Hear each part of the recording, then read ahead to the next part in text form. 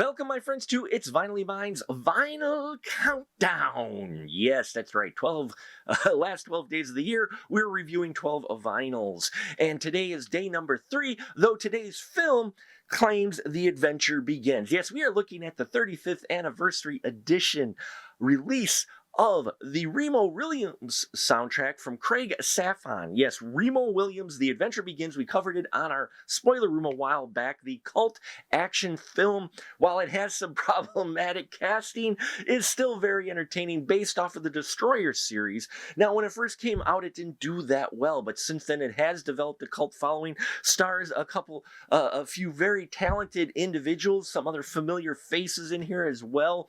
And yeah, the film is just a lot of crazy fun, and it's from MGM and Orion, right? Though it would definitely fit within the Canon catalog for sure. Now, the release we have here is from a record company I haven't gotten records before. It's a Note for Note Music. It's a NFN 1020 LP for those who are interested. This was released in 2020, and yeah, it was to celebrate the 35th anniversary of the film, which I feel old because I did see the movie in the theater.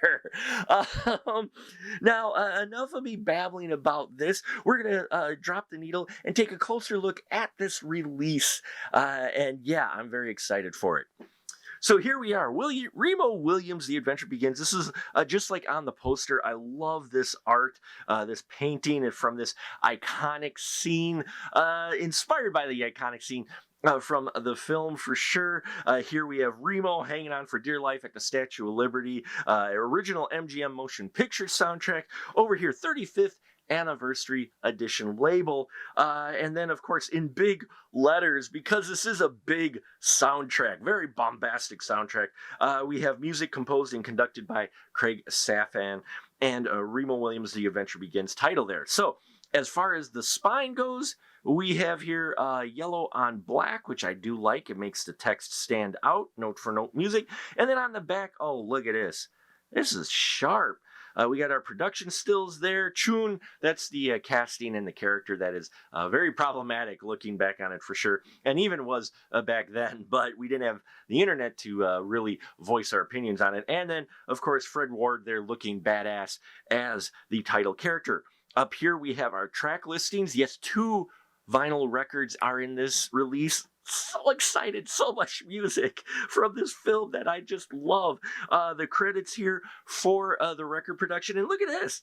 They even put credits for the orchestra on here. I dig that. I dig that quite a bit, giving credit where credit's due there, as well as then we have the credits to the movie here. So, note for note, really's got a very interesting release. The sleeve is similar to what we had for the Iron Giant. It's a 1 sleeve with 2 records, so you know, I don't mind that too much. I'd prefer a gatefold, but you know, saving some money there too, I'm sure. So then we have the vinyl here. And so let's see, the first, here we go, side A and B. Yeah, note for note. Look at this red. It just pops, right? But what's interesting is the retro style of the label. Look at that. It's more of a classic record label look rather than having art on the label like we've gotten for many of the other releases we've covered here on the show. So that's very interesting, but this is a solid 180 gram red vinyl. I love it. And then the other one's a colored vinyl too. Let's check that color out. Yeah, I just took the plastic out of this. I haven't actually looked at it yet. Oh, look at that. I like that color. And the same thing with the retro label as well with Remo Williams. The Adventure Begins there. So yeah, so I'm digging the colors.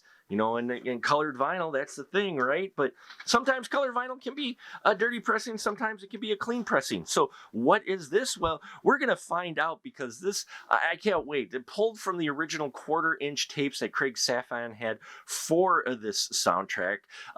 Put to vinyl here. I just can't wait to hear what this sounds like. So I'm going to take a break, listen to this soundtrack and this pressing, let you know how clean it is, my favorite tracks. And yeah, so stay tuned.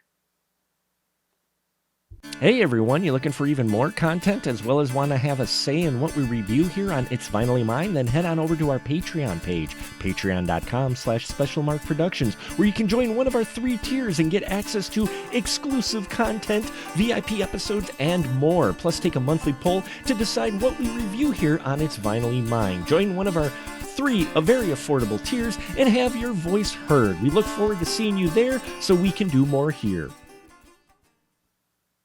Hey everyone, we are back here, and oh man, I loved this. Not only is the pressing crisp, the tracks sound so beautimous.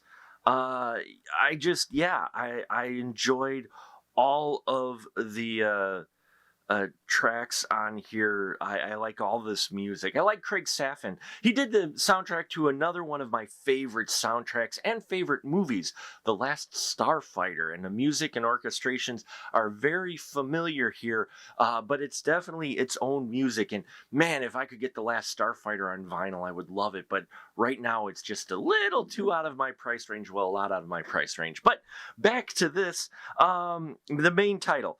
Wonderful main bombastic hero theme that just gets you going, gets the emotions running and the adrenaline.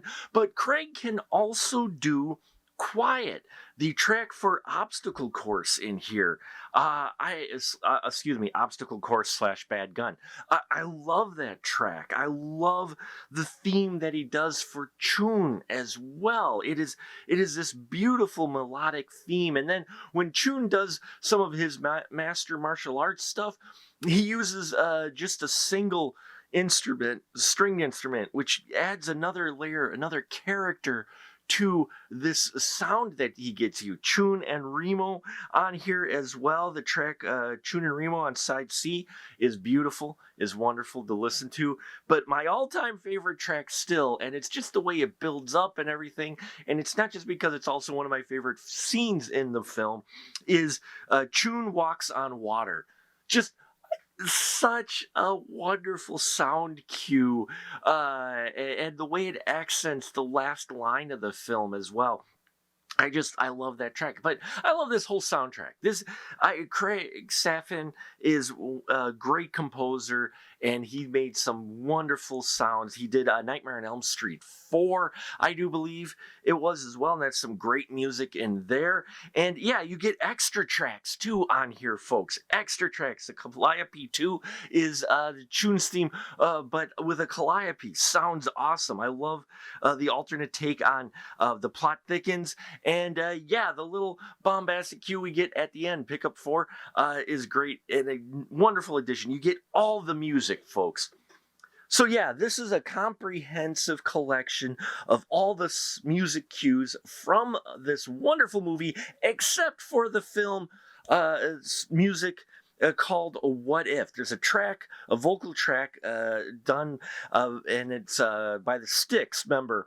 I think it was Tommy Shaw, and they did not include it on here. Tommy Shaw put it on his own album. It was not licensed for the soundtrack, unfortunately. So you do not get that wonderful 80s vocal song, which was included in like every 80s action film, but you do get all the other music, folks. So yes, if you are a fan of Remo Williams, I suggest you pick it up. The only disappointment is that it wasn't a gatefold, but outside of that, this is a wonderful addition to our collection. So there you have it, folks. It's Finally Mine, number 3 in the books. We got 9 more coming, and it's a great lineup, so you're going to want to stay tuned. Thank you for your support, and remember, until next time, it's not yours. It's Finally Mine, and I'll catch you on the flip side.